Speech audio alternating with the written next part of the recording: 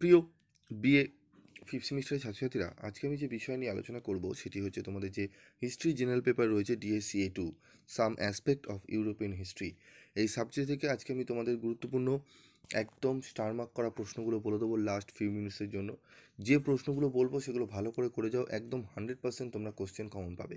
যেমন তোমরা পেয়েছিলে ফোর্থ সেমিস্টারে, যেমন তোমরা পেয়েছিলে থার্ড সেমিস্টারে, যেমন তোমরা পেয়েছিলে ফার্স্ট এবং সেকেন্ড সেমিস্টারে, তেমনই তোমরা 100% কোশ্চেন কমন পাবে। তোমরা দেখবে ইতিহাসে কিন্তু বহু প্রশ্ন কিন্তু প্রিভিয়াস সেমিস্টারগুলোতে তোমরা কমন পেয়েছো।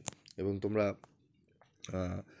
যারা যারা চ্যানেল ভিজিট করছো বা নতুন ভিডিও দেখছো, তারা একটু ভরসা করে যাও, দেখবে তোমরা অনেকটাই উপকৃত তোমরা হবে। তো চলো আমরা দেখে নিই আমাদের কোশ্চেন প্যাটার্ন দেখো, 20 নম্বরের 2টি প্রশ্ন, 10 নম্বরের 1টি প্রশ্ন, 5 নম্বরের 3টি প্রশ্ন। তো 20 নম্বরের প্রশ্ন প্রথম যেটি পড়তে হবে যে ইংল্যান্ডে শিল্প বিপ্লব প্রথম শুরু হয়েছিল কেন? ইংল্যান্ডে শিল্প বিপ্লব শুরু হওয়ার কারণ এটি পড়বে ভালো করে। জার্মানিতে নাৎসিবাদের উত্থানের কারণগুলি বিশ্লেষণ করো। অত্যন্ত গুরুত্বপূর্ণ প্রশ্নটি। ফ্রান্সের ইতিহাসে সন্ত্রাসের রাজত্বের গুরুত্ব কী? তারপর রয়েছে দেখো, ইতালি ঐক্য আন্দোলন সম্পর্কে একটি প্রবন্ধ লেখো। এই যে 4টি প্রশ্ন পরপর যে 4টি করে স্টার রয়েছে, তার মানে এই 4টি প্রশ্নগুলি খুবই গুরুত্বপূর্ণ। এই প্রশ্নগুলো যদি ভালো করে যাও, একদম এখান থেকে আমার আশা করি তোমরা 20 নম্বরের প্রশ্ন কমন পাবে। তবুও তোমরা যদি পারো 5 নম্বরের প্রশ্নটিও পড়ে যাও যে 1871 থেকে 1914 পর্যন্ত সময়কালকে কি সাম্রাজ্যবাদের যুগ হিসাবে অভিহিত করা যায়? এই প্রশ্নটিও পড়বে।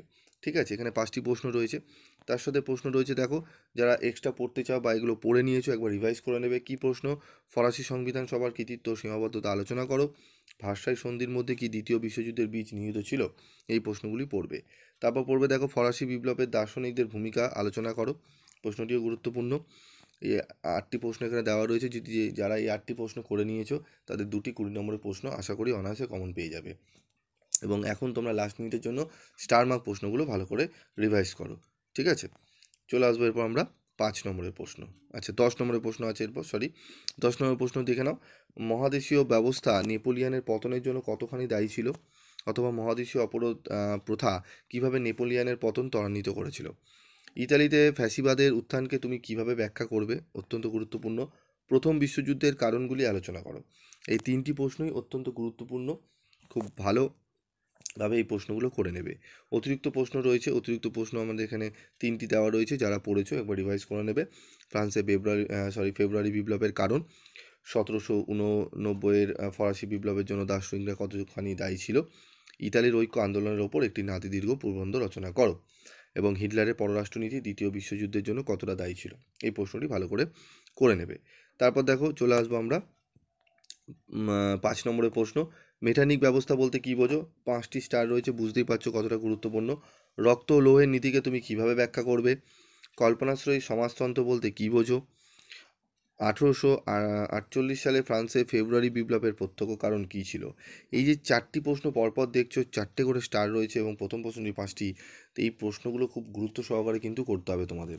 এখান থেকে কোনো প্রশ্ন মিস করো না, তাহলে কিন্তু অসুবিধায় পড়বে। আশা করি তোমরা এই প্রশ্নগুলো ভালো করে গেলে অনেকটাই উপকৃত হবে। তারপর দেখো, নাৎসি সোভিয়েত আক্রমণ চুক্তি স্বাক্ষরের প্রেক্ষাপট সংক্ষেপে আলোচনা করো। এমন্স টেলিগ্রাম কি? ফরাসি বিপ্লবের সামাজিক কারণ কী ছিল? লোকার্নো চুক্তির গুরুত্ব কী? এই 8টি প্রশ্ন খুব ভালো করে তোমাদের করে যেতে হবে। ঠিক আছে, তারপর দেখো রয়েছে অতিরিক্ত প্রশ্ন 5-এর। নাৎসিবাদ বলতে কী বোঝায়? ফ্রান্সের জুলাই বিপ্লবের গুরুত্ব আলোচনা করো। কোড নেপোলিয়ান সম্পর্কে সংক্ষিপ্ত টিকা লেখো। ভার্সাই চুক্তির আঞ্চলিক শর্তাবলী কীভাবে জার্মানিকে প্রভাবিত করেছিল? ফরাসি বিপ্লবের জন্য পূর্ব রাজতন্ত্রের দায়িত্ব কতখানি? এই যে 4টি স্টার রয়েছে, 13 নম্বরের প্রশ্নটিও কিন্তু ভালো করে তোমাদের পড়তে হবে। ঠিক আছে, তো এই প্রশ্নগুলো ভালো করে রেডি করো। তোমাদের যদি কোনো জায়গায় বুঝতে অসুবিধা হয়, কোনো উত্তর করতে গিয়ে সমস্যা হয়, আমাকে কমেন্ট বক্সে লিখে জানিও। আমি সেই প্রশ্নের উত্তর নিয়ে তোমাদের আলোচনা করে বুঝিয়ে দেবো। আজকের মতো ভিডিওটি এইটুকুই। দেখা হচ্ছে পরবর্তী ভিডিওতে। সকলে ভালো থেকো, সুস্থ থেকো।